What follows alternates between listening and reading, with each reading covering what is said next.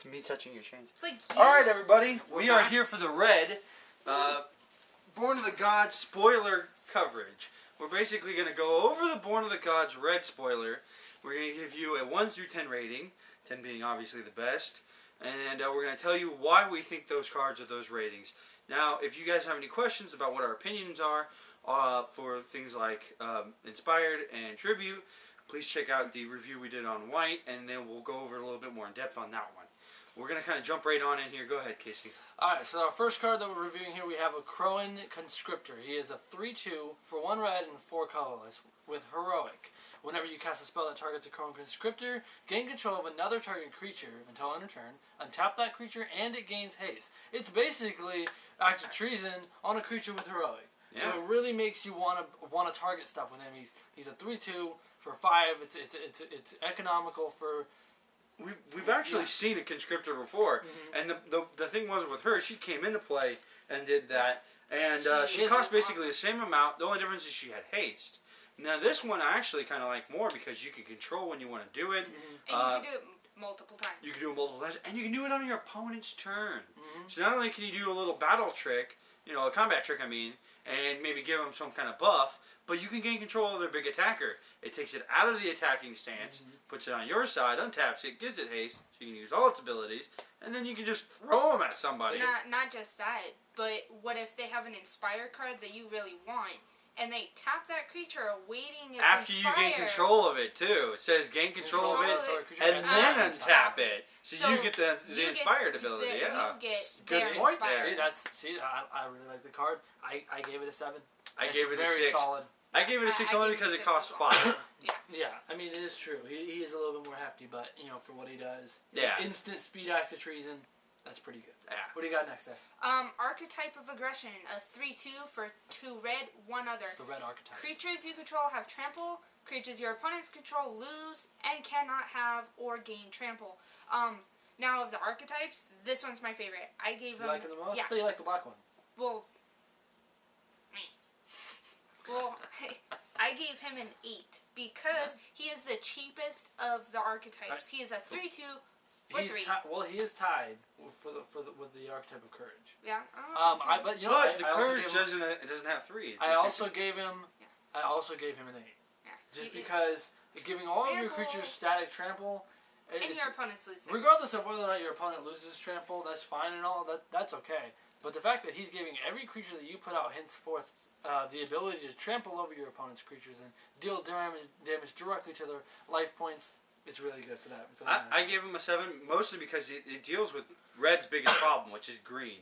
Green has always been Red's issue. So when it comes down to it, there are always smaller creatures on the defensive side, but they have more attack. So green tends to trample over them. Well, with this, it gets rid of green's basically only buff over them. It makes cards like One-Eyed Cyclops, Cyclops of One-Eyed Past, into a really nice 5/2 with trample for 5, or for 4. And it drops the turn after, so it almost kind of goes, well, that Cyclops that was kind of cruddy a minute ago, it's got trample now. Oh, okay. Yeah. No more jump blocking me. Not just that, but the archetype of aggression in the Born of the Gods would do very good with green. Because you have Xenagos, who gives XX, and haste, and then you have the Nessian Ravager. That doesn't have trample, yeah. What if they pay the tribute? He's a 12/12 with trample now. Yeah, but and this is something I cover every time we talk about trample or tribute. Chances are, if they're giving you the tribute, they're going to kill the creature in return. So get ready. But let's go ahead and let's keep covering on. Bolt of Caranus. Now, this is a sorcery for 2 red and 1 other.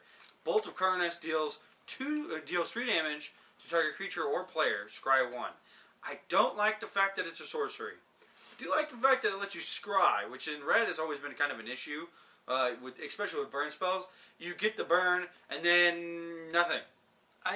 You want to be able to go, oh, I don't need that land. I need this creature now. I need him now. I gave it a 5 because, I mean, let's be honest, it's not Magma Jet. It is removal, though. It's nice. Removal, but let's just be honest, it's not Magma Jet. True. And you know what the other thing is this is going to be something interesting to see with one of the Styr Fire Dancers we got. Satyr Fire Dancer. We'll get into him later on. But this is one of those cards you're going to like to have around. Yeah. One thing I gave Kyranos a 6.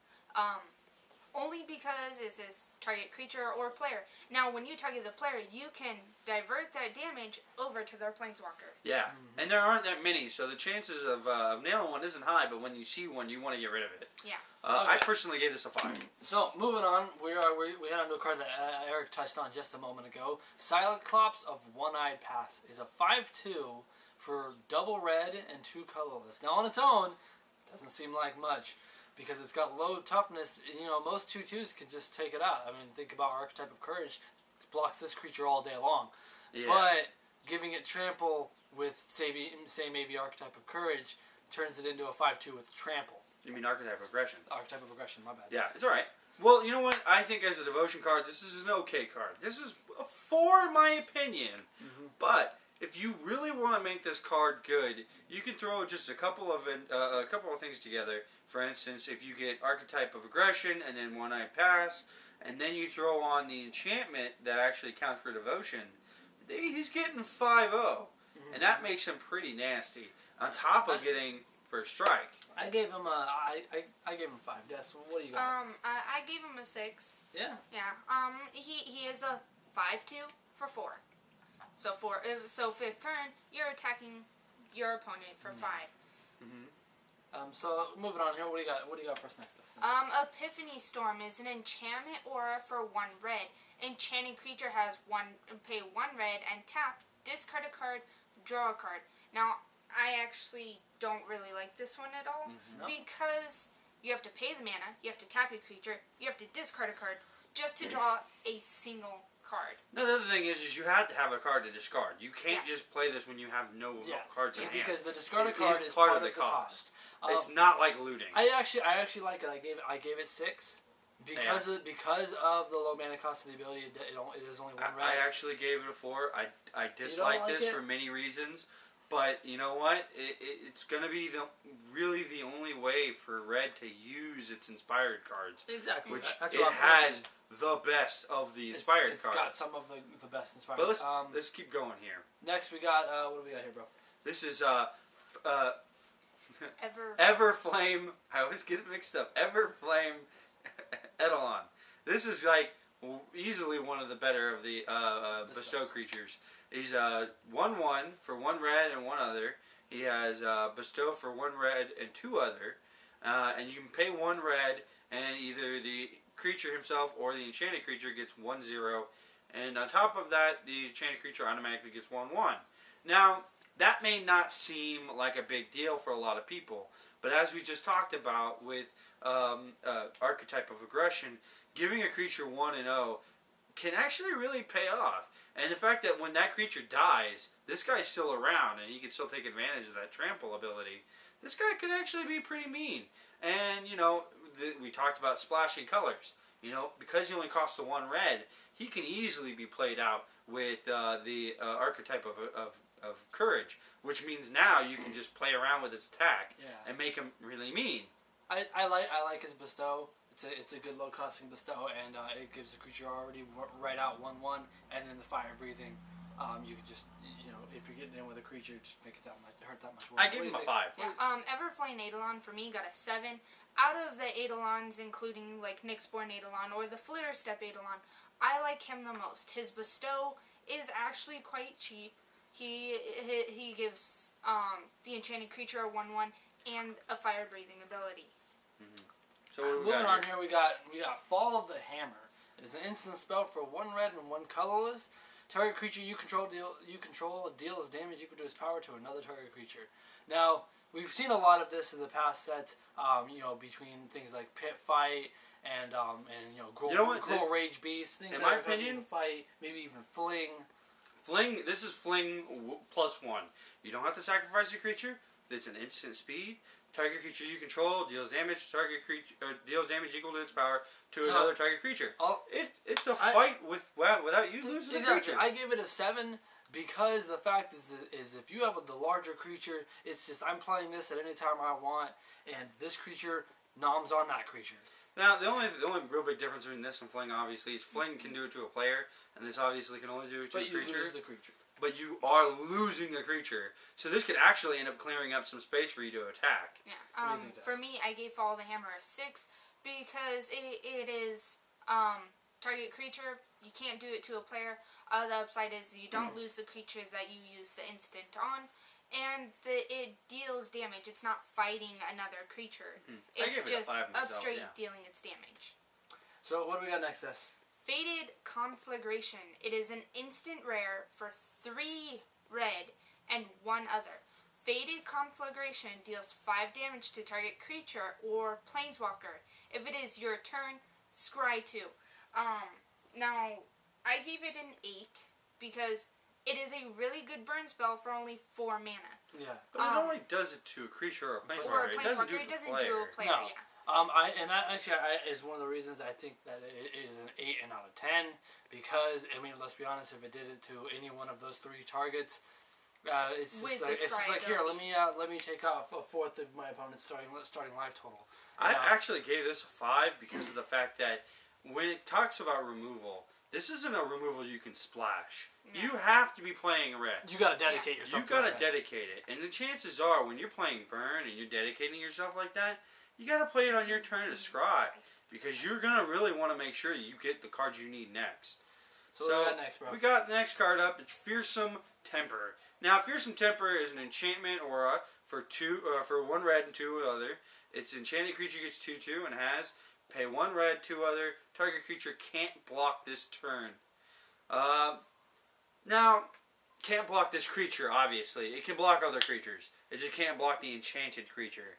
That's a really big thing to remember about this. It's not, oh, I can pay 3 mana and that creature can't block this turn. It's just it can't block the enchanted creature, which really isn't that good. It does give them 2/2, but to be honest with you, I would much rather throw that Eidolon on there. Yeah, I gave it a 5. I gave it a 4. I just don't like that other ability there. If it said target creature can't block this turn, not target creature can't block this creature this turn. It's a very specific difference there. That's the thing I don't like about it is that you're paying the entire mana cost of the enchantment again just for the ability for a creature, maybe the creature your opponent controls, not to block this creature. It would really have to be something that you would want to get through. For me, Fearsome Temper got a 6 because imagine putting that on the freaking Tromocratus. Target creature can't block this creature this turn. He's now unblockable for 3. That's true. True, but that's a lot of mana to go on to. You're going to dedicate 6 mana on the first turn this thing comes out just to get it to go off. But you're right. But that does make him unblockable. If you have Tromocratus out, you have the 6 mana to pay it. True. So, next we got one of my favorite cards from the red set is Fellhide Spiritbinder. He is a 3/4 for 1 red and 3 colorless. Inspired, whenever Fellhide Spiritbinder becomes untapped, you may pay 1 red and 1 colorless. If you do, put a token onto the battlefield that's a copy of another target creature, except that it's an enchantment in addition to its other types, gains haste, and you exile at the next end step. The reason I like this so much is because you can copy anything on the field that you want. Well, it basically has to be a copy of another target creature, so it can't be himself. No. But you can steal that really cool little creature you got over there at the end of the table. Exactly. And you know what? I gave it a 6. The reason I gave it only a 6 though is because let's be honest, it's really more of an offensive style ability because you lose the creature at the end of the next end step. Also, again, it gains haste. You got to remember, you can do this on your opponent's turn if you find a way to untap it. You can still use it if they have the abilities to untap the creature. The Fellhide Spiritbinder during your opponent's turn, you can use it in an offensive maneuver, but red doesn't have a lot of that. Well, I'm saying, and that would be more defensive. Exactly. But the offensive maneuvers I'm thinking of would be copying Forge Stoker Dragon, or maybe even copying the Flame Wreath Phoenix, or the Thunder Brute. Those are the cards I'm thinking about copying with this guy. Cards that when they're on the field, they're already changing people's lives. And the big thing you want to do, Sentinel as well. True. Another thing, the reason I gave this a good rating like 6 is just the fact that if you copy a token of a creature that has tribute, they gotta pay that tribute. You know what the other really cool thing is if you copy gods, it kills them. No, the legendary rule not applies. anymore. The They legendary rule removed is the gone. legendary rule. Oh, that's right. The They rule get is that. different. Nah. Yeah, so I was you hoping can't- that would work. So it's not one red, one other. Just straight up god removal. Yeah, for But- me, Spirit Binder got a 7.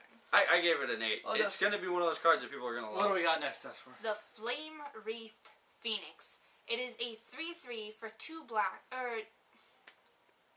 2 red, 2 other, with flying. Tribute 2. When Flame Wreath Phoenix enters the battlefield, if tribute wasn't paid, it gains haste, and when this creature dies, return it to its owner's hand. Now, I gave it a 9 because when it dies, it only returns to your hand if the tribute wasn't paid. It's pretty neat. It's either going to be a 5/5 with flying, or it's going to be a 3/3 with haste for when it dies.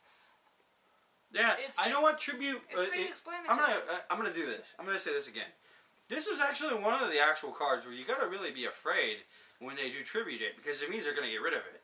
Because if they don't tribute it, they're not gonna worry about a 3/3 that comes back once in a while, because they might have something to even just make it deal a tempo hit to you. They could wait till you play it. They don't tribute. It gets 3/3, gains haste.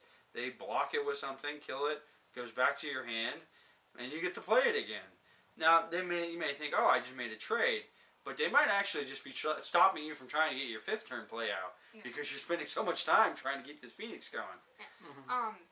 Not just that, but Flame Wreath kind of reminds me a lot of Sandra's Phoenix, just with a different kind of word frame to its ability. I think Chandra's Phoenix beats this thing hands down. I gave it a 6 because it just feels more like it'll be a construction card.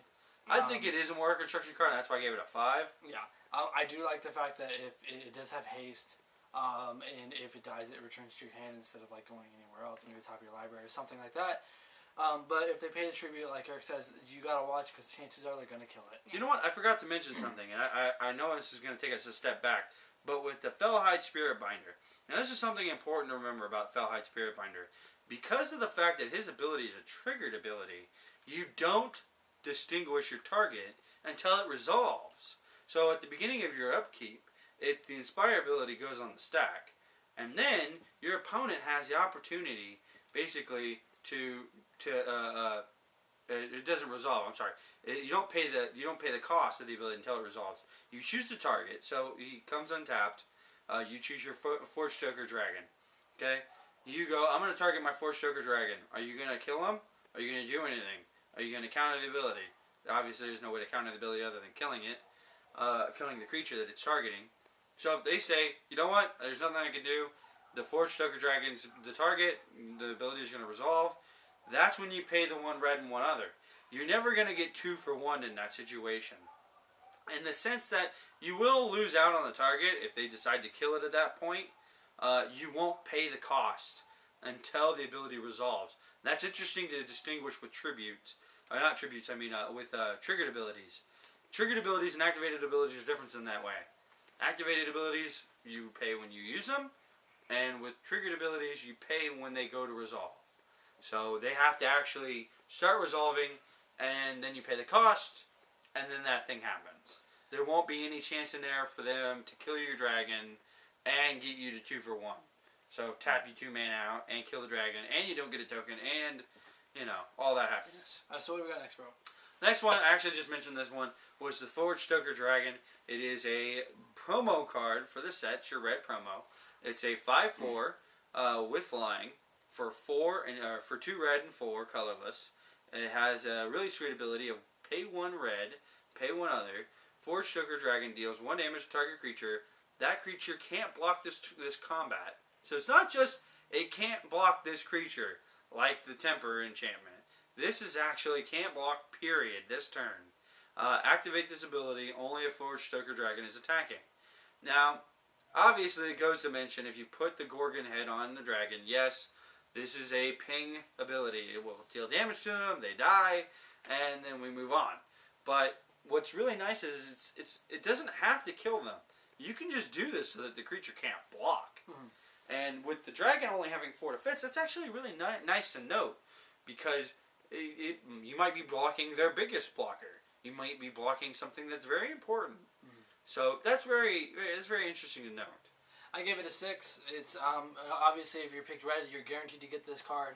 It's a good 6 drop, 5/4 flying. I mean, and then being able to, maybe your other creatures don't have flying like he does, and you want them to get through too. You can use his ability to eliminate potential blockers for your or even just kill him outright. Yeah, or just kill him outright, like Eric said with Gorgon's head, and free up your field to just get in every turn. Yeah. For me, I gave it a 7 because the ability, allowing the ability only to be activated when he's attacking, kind of sets me away from using them. Because what if you just wanted to make sure that one creature didn't block, but you didn't want to attack with him? Now you have to attack with him in order to use his ability. I gave him a 7, but I only did that because he's only got the 4 defense. Next we got Impetuous Sun Chaser. This is one of my nice solid cards I like. It's a 1/1 for 1 red and 1 colorless, flying and haste, so 2 static abilities on a 2-drop. But it has to attack each turn. What else were you gonna do with a 1/1 though? Yeah, with flying and haste. What else were you gonna do, really? So I mean, I gave him a 7. I really like the fact that he's such a low costing card with flying and haste. Yes, he's a vulnerable 1/1, but I mean, I would rather my opponent toss a destruction spell at him than one of my more valued creatures that might be just as vulnerable. Just because of the fact that he's going to most likely get in very early and cause some pain if you start tossing enchantments and things like maybe what is it, the Mortal's Ardor, the 1/1 lifelink. So it's giving you life back. You're swinging a life a little bit. Or even just on turn 3, dropping Noble or Nyxborn Shieldmate on him, making him a 2/3. There you go. But you know what?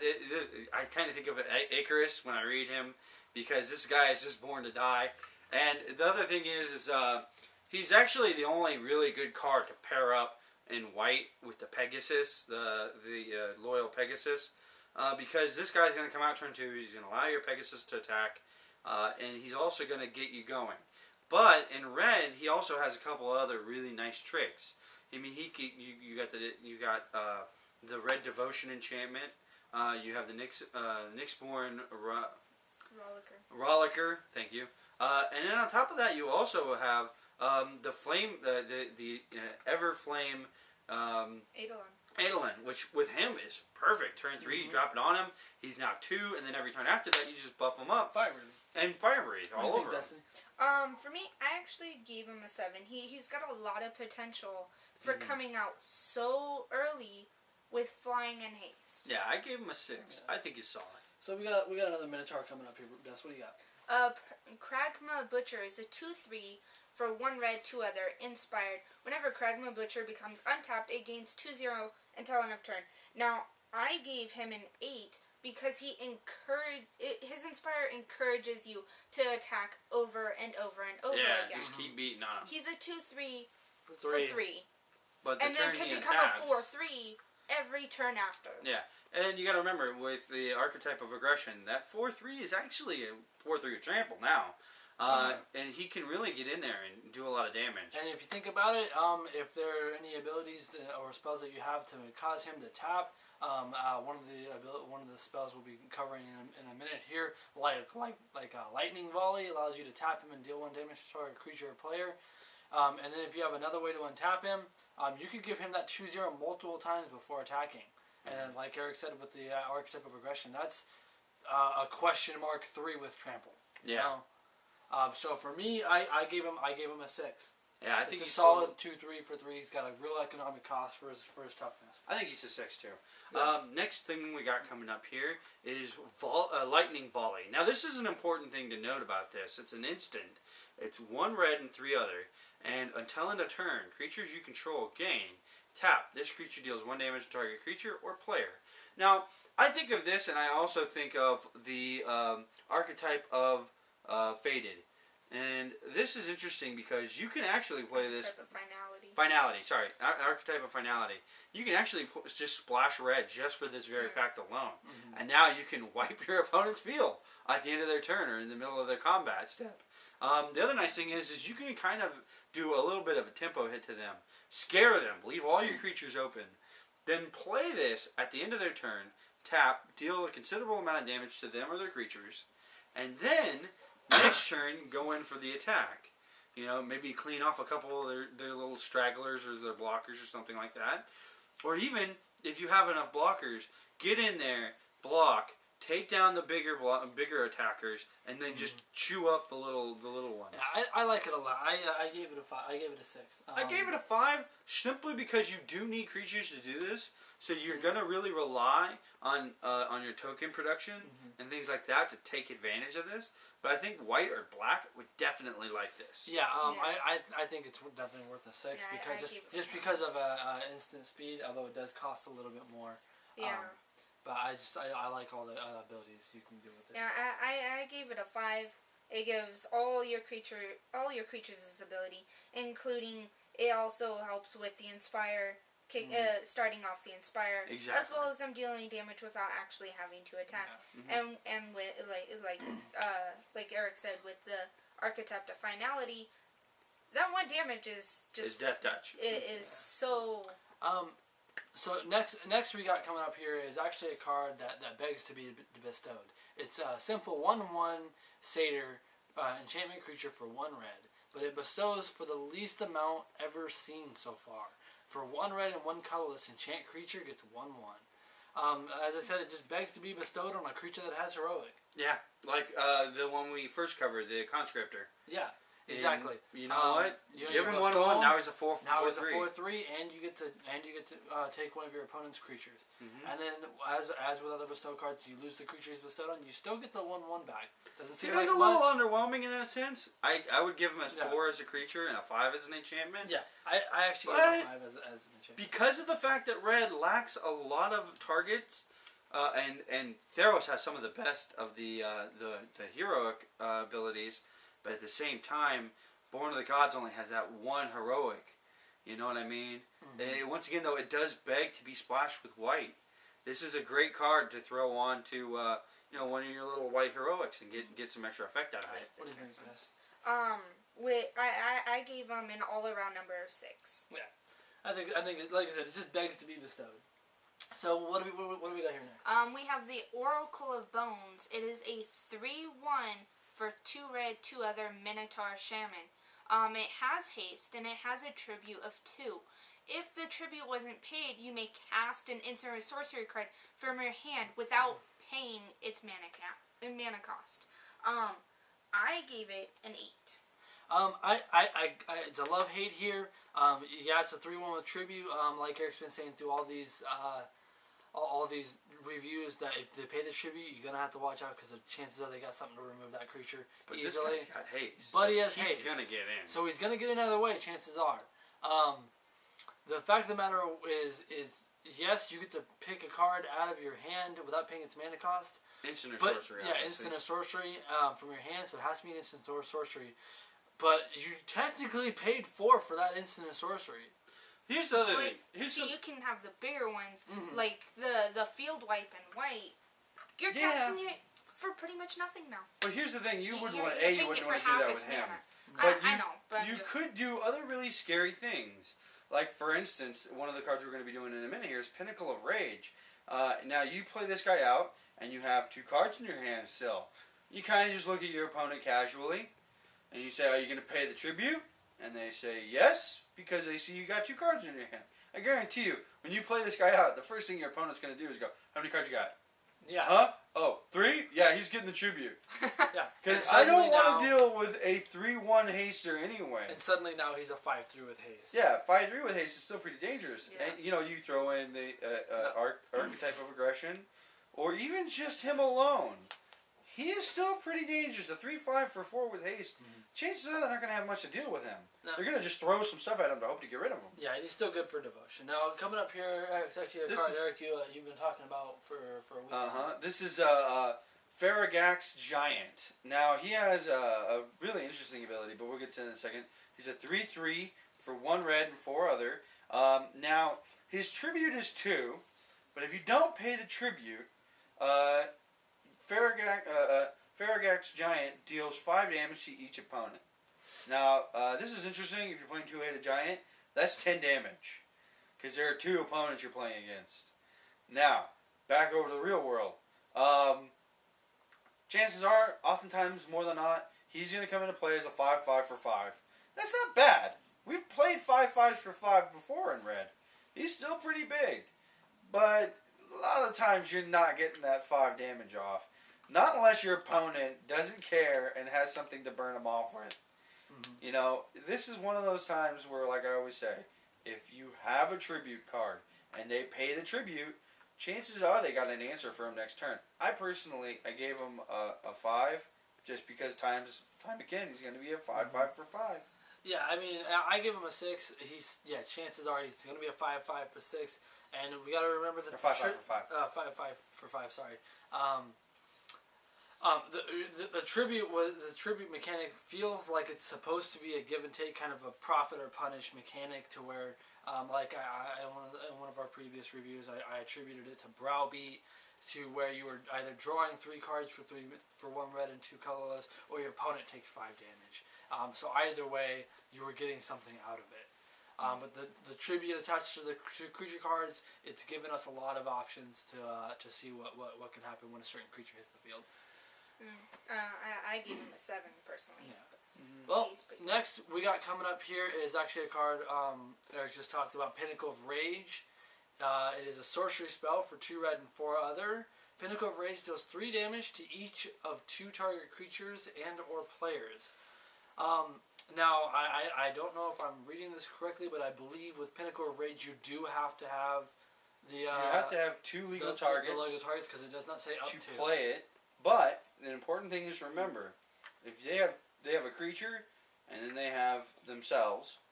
If you play this, and then they go, oh goodness, you're playing that, I'm going to sacrifice my creature, they still get dealt damage. The spell will still resolve as long as there's 1 legal target. But, in order to play it, you have to have at least 2 legal targets. Mm-hmm. So, let's just say hypothetically, they're at 3 and you're at 3, and you play it, you could tie the game out. Because it would deal damage to both you and your opponent. Chances are you don't want to do that, though. I see this as a very interesting way of taking advantage of the two target system, because you can take out 2 3/3s, you can deal 3 damage to your opponent and 3 damage to one of their creatures. But I think that there's a lot better spells out there to do that, and in that way, I gotta give this card a 4. It's just way too much mana to dedicate to something that you don't oftentimes get. I only gave it a 3. I don't like it. It's too hefty for the mana cost. In fact, I don't even believe it should be an uncommon, because, you get to it's not like you're dividing the 3 damage. It's 3 damage separately to 2 different things. Yeah. But you have to have the 2 legal targets. It is a 6 cost. Chances are, at that point in the game, you're not really killing much of importance. Yeah, for me, I gave it a 5. But what I'm confused about is that it says each of 2 target creatures and or players. So does that mean if you choose the and, will it deal 3 damage to 2 creatures and the player? Or is it 1 creature, 1 player, or 2 creatures? It's 1 creature, 1 player, any 2 combination creatures, of or 2 players. Because it says each of 2 thing. target creatures and or players. If you're playing in a multiplayer game, like with Two-Headed Giant, you can target both players. And deal 6 damage in total to their life total, because it is a shared life total. Or you can deal 3 damage to a creature, 3 damage to a player, or 3 damage to 2 creatures. It's up to you, really. So, anyway, moving on. What do we got, Ness? The Reckless Reveler is a 2/1 for 1 red, 1 colorless. Pay 1 red and sacrifice it. Destroy target artifact. Plain and simple. What do you think? I gave it a 6 because he is a 2/1 for a 2, and then if your opponent has like a burn or something, you can easily just pay and sack and then destroy an artifact if they have it. Like if the Gorgon's head is kind of disturbing you and it's causing you problems, and he comes up, you're not going to be very upset for pulling a 2/1 kind of late in the game. You're going to actually be kind of happy for him. In my way, it is a sorcery speed for 3 mana shatter.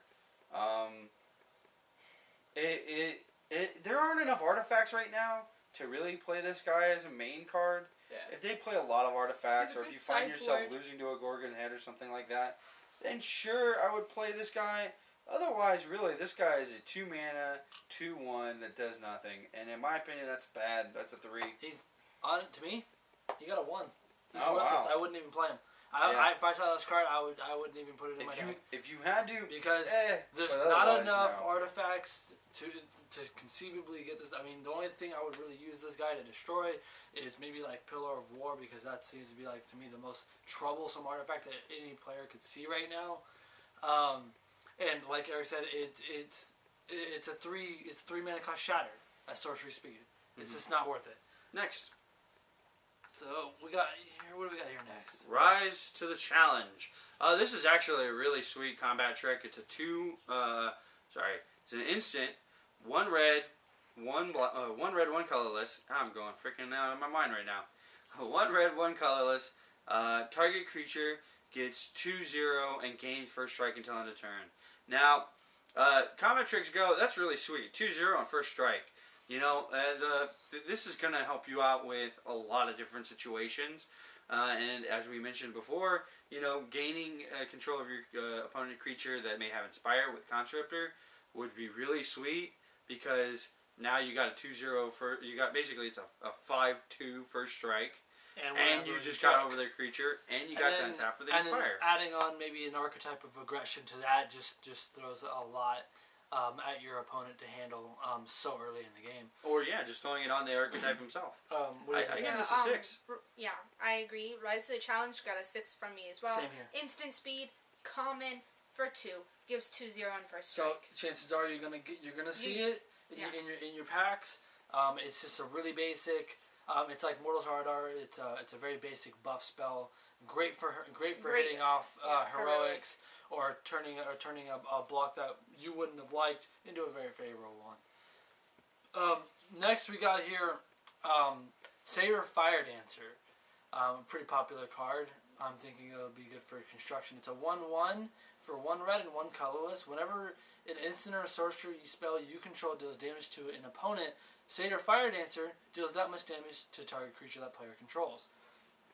Now, along with like most of the burn spells we've seen so far, there actually haven't been that many solid burn spells that do damage directly to players. I think what we've seen, 1 burn spell that actually does damage directly to a player in this set. Well, there's actually 2 so far that we've seen. But don't forget, we also get Theros packs, which have like Spark Joel, and then you have Magma Jet, and True. And there's actually Perforost's Rage Up. No, that does damage to creatures. Now bear with me here. Bear with me here because we were talking about limited play here. So you're only gonna have Theros and Born of the Gods available to you. So I'm thinking we have maybe 4 or 5 burn spells in the entire set that you have available to you. I gave this card a 3. Well, actually, in this set alone, you have 3. And that's not even burn for just red. It doesn't say whenever a red, instant or sorcery. I understand. You got to remember, we also have the white acolytes acolytes reward. This would actually allow you to bounce the damage back to your opponent and then kill a creature too.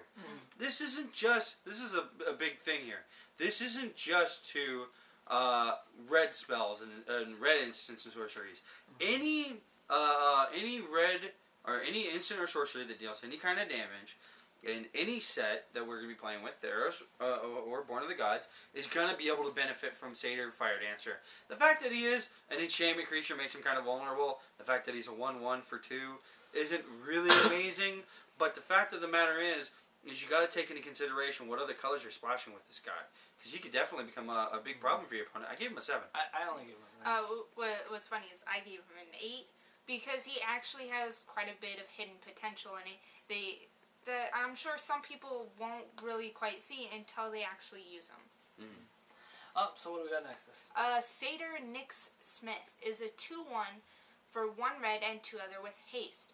He also has Inspired for whenever he becomes untapped, you may pay 1 red and 2 other.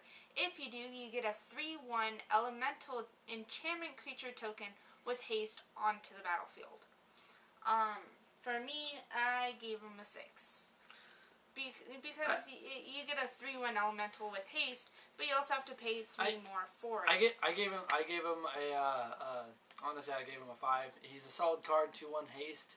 That's cool that he has haste, but it is the fact that he only has 1 defense makes him vulnerable. I just don't like the fact that you have to pay 3 for what's basically a Spark Elemental. Yeah, well, the nice thing about the Spark Elemental in this one, at least, is it doesn't die at the end of the turn. That's true. The problem I'm still biting into with this guy is the fact that he is a 2-1 for 3. I would have much rather seen a 2-2 for 3, because at least then he does die off to little 1-1s. I mean, even the Satyr Fire Dancing can kill this guy. Or Spark Jolt could kill him, or anything. Eye Gouge could take him out. Yeah. But you know what the thing is? I think this is something we're going to notice with all of them. These are guys who you don't want to attack with. It has haste. Yeah, it's great. Don't attack with him. Put something on him to tap him. Because this is not going to get you through. I'm putting this guy in the category of a 4. He's a constructed card. He's definitely not a limited card. Yeah, and if you look at the next card that we'll be running into, it even kills if he him. lives, all those tokens he could have pumped, you could have had him and 4 other tokens. This next card is just going to what's your next card? wipe him away. This one is Scouring Sands. This is basically some movement for 1 red and 1 other. It's a sorcery. Scouring Sand deals 1 damage to each creature your opponent controls. Scry 1. Now, it's only to your opponent creatures. So you can actually play this after combat and clean up whatever surviving creatures your opponent had that just blocked you. And then it scries. So it's almost a great card. It's almost perfect. It would be better if it was an instant. I'd pay 3 for it. Yeah, I mean, I would too. I do like the fact that it's only 2. And I think it's a 5. Like you said, it's I would say it's I gave it a 6 actually, just because I really like the fact that only affects your opponent. It only affects your opponent, and it can make your opponent after he blocks with that 1 damage. Like, oh yeah, okay, I blocked a 5, with my 6 or a 4 with my 5. Blocking a 4/4 with your oak. You feel safe behind that oak. Losing it to Scouring Sands for nothing more than 2 mana costs, and you get into it feels pretty demoralizing. Yeah, for me, you bump it up 1 more, and I give it a 7. Nice. Because of the scry. Alright. For me, I like this again, and I really like this spell because I feel that it's got some hidden potential. Searing Blood is instant spell for double red. Searing Blood deals 2 damage to target creature. When that creature dies this turn, Searing Blood deals 3 damage to that creature's controller. Now, the good thing about this spell is that you can use it to either destroy, just ping off little 2/2s or something that might be bugging you, or you can use it to finish off a creature that wasn't finished off in combat, and then also punish your opponent even further. I actually think it's a great spell. It's an instant. It's for 2 red, which is a little much, but the fact that it can 2 for 1, in my opinion, is really, really good. I gave this a 6. Now, I actually feel like I didn't touch on this with the Satyr Fire Dancer is actually because you can 3 for 1 with him. You use this to destroy any creature on the field that their opponent taking damage. That's your 2 for 1. And then your 3 for 1 is then you get to do another 3 damage to one of their creatures. With the Satyr, yeah. With the Satyr. And if you have multiple Satyrs out, which it's a very rare thing you're going to get 2, it's probably not going to happen. But if you get them, it'll be nice. For me, Searing Blood got an 8.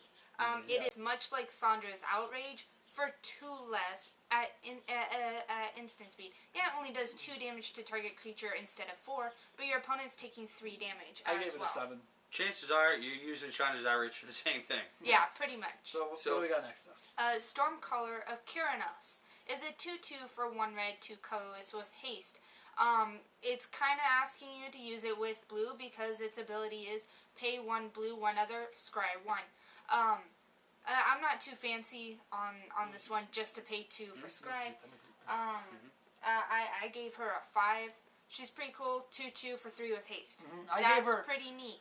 But I don't like that you have to pay 2 mana just to scry. I gave her a 5 as well. I like the haste. The scry cost, insisting you to splash the blue if even if you don't want to use blue as a color you're running with red. Maybe you got some really good black cards you'd like to use those.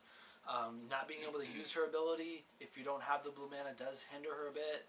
The fact that she doesn't tap. Yeah, it's just the you fact can scry that she again doesn't and tap. again until you find the card you need.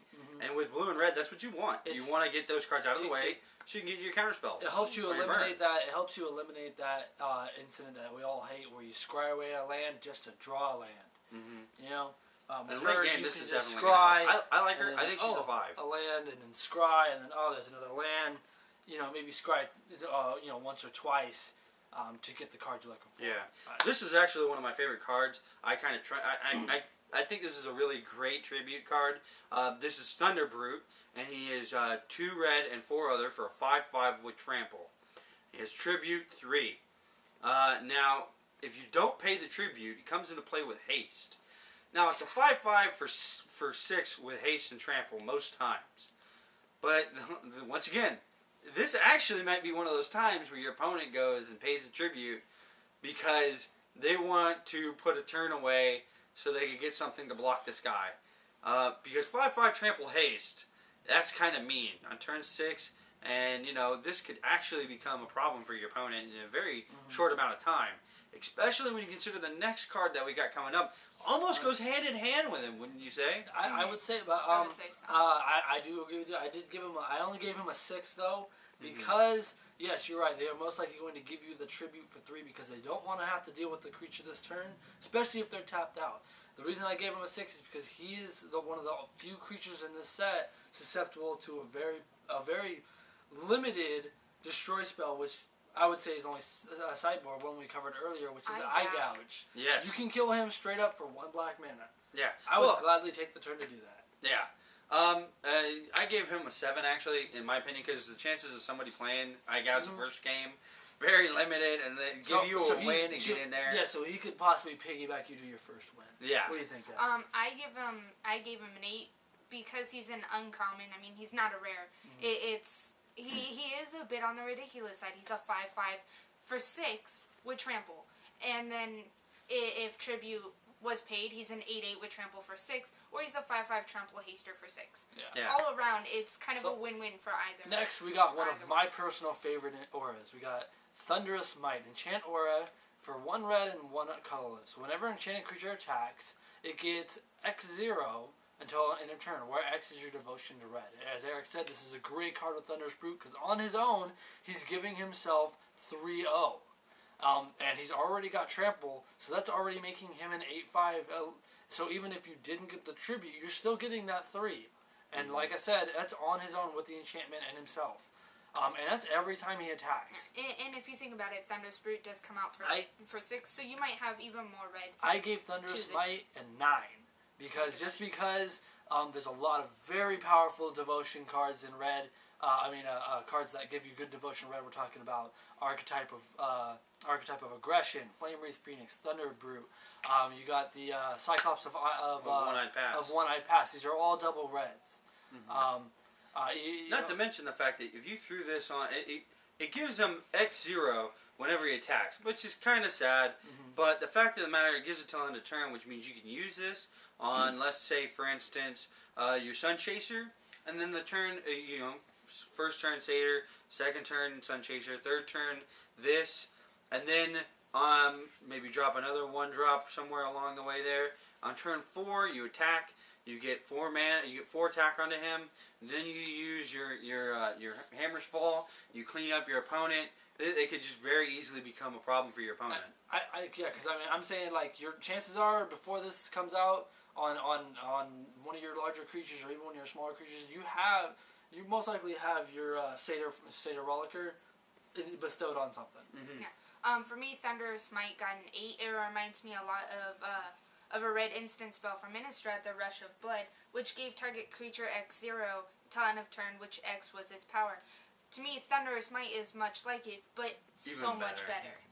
So, what do we got next, Des? The last one for red is Whims of the Fates. It is a rare sorcery spell for 1 red and 5 other. Starting with you, each player separates all permanents he or she controls into 3 piles. Then each player chooses one of his or her own piles at random and sacrifices those permanents. Now it says piles can be empty, but I don't like this I don't card like it because at all. the piles can be empty thing just means that your other piles are going to be that much bigger. So Yeah. that means you're just gambling more. Yes. So you could go 1 pile full of every permanent you own and 2 empty piles, meaning that you have a 1 in 3 chance. Because here's the thing, it starts with the player who casts a spell. Yeah. So you're going to be telegraphing to your opponent what you think is going to happen. Now, you might go, I'm going to put my Brute here, and then some of my land here, and then some of my other land here. Now, if I lose one of these piles here, I'm fine. If I lose just the brute, I'm good too.